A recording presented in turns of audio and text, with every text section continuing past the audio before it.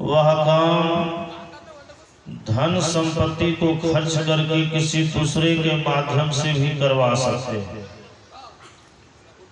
लेकिन महापुरुषों का विचार हम लोग सुन रहे थे कि परमात्मा की भक्ति राजा हो या रंक, अमीर हो या गरीब, ब्राह्मण हो या क्षत्रिय, वैश्य हो या शूद्र,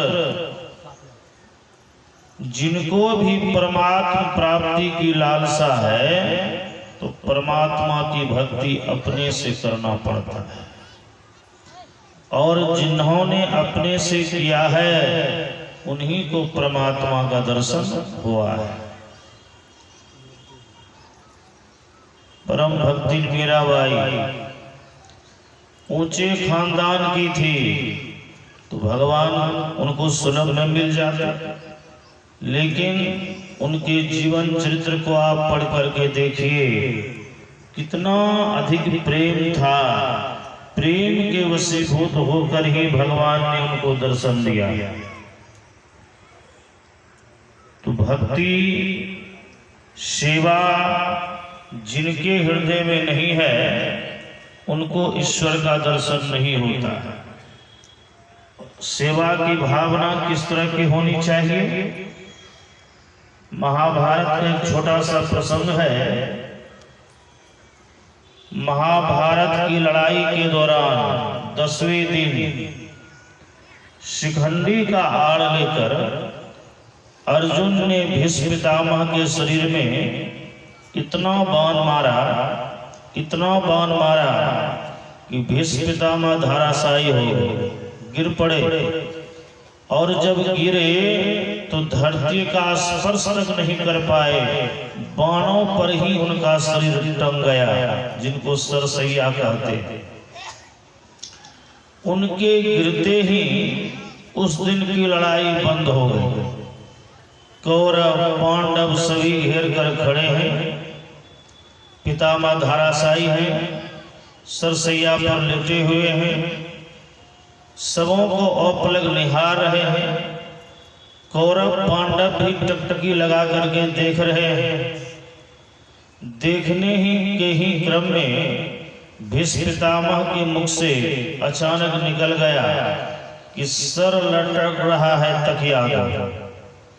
दुर्योधन ने सुना, अपने सैनिकों को आदेश दिया कि शिविर के अंदर जाओ, पितामह के लिए सुंदर सा तकिया लाओ। सैनिक दौड़ता हुआ गया, तकिया लाया, पितामह के सिराहने में लगाने लगा। जैसे ही पितामह ने उन तकियों को देखा तो देख करके बिगड़ गए, और बिगड़ते हुए कहते, हटाओ इन तकियों को, ये तकिया की आवश्यकता मुझे नहीं है। तब उन्होंने अर्जुन को याद किया। अर्जुन हाथ जोड़कर खड़े हो गए, कहते हैं, दादाजी क्या आदेश है? तो वही सर लटक रहा है तकिया को। अर्जुन समझ गए कि भीष्म पितामह को किस तकिए की आवश्यकता है। अर्जुन ने अपने तरकस से 3 बाण निकाला और गांडी पर चढ़ा करके बड़े ही वेग के साथ भीष्म पितामह के ललाट पर मारा। वह बाण मस्तक को छेदते हुए धरती में जाकर के टिक गया। पितामह का मस्तक बिल्कुल सीधा हो गया। जैसे ही मस्तक सीधा हुआ, भीष्म पितामह प्रसन्न भरी मुद्रा में उनके मुख से निकल गया, बेटा शाबाश, जैसा बिछावन था वैसा ही तुमने तकिया दिया है। बिछावन किस चीज का था? बाणों का।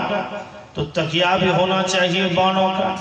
पितामह के इस आदेश को अर्जुन समझ गए।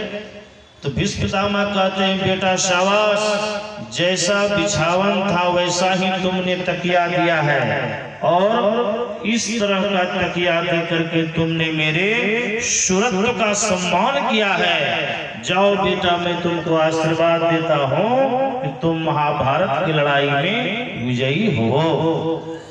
यह आशीर्वाद पितामह के मुख से निकला। क्यों?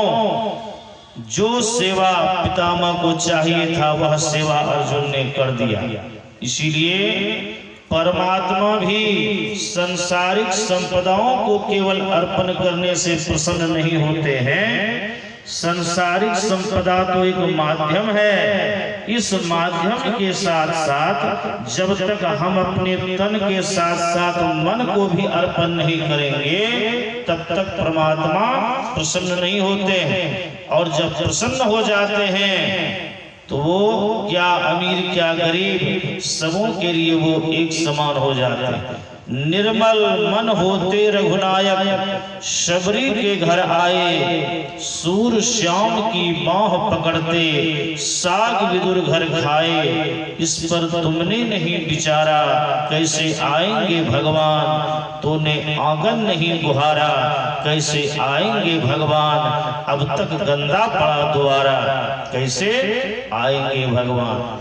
यदि परमात्मा का दर्शन करना चाहते हैं तो संत सद्गुरु के ज्ञान रूपी साबुन से इस मन की शुद्धि कीजिए। मन पवित्र होगा तो परमात्मा का दर्शन कहीं बाहर में नहीं अपने अंदर में होगा। श्री सद्गुरु महाराज की जय। श्री सद्गुरु महाराज की जय। श्री सद्गुरु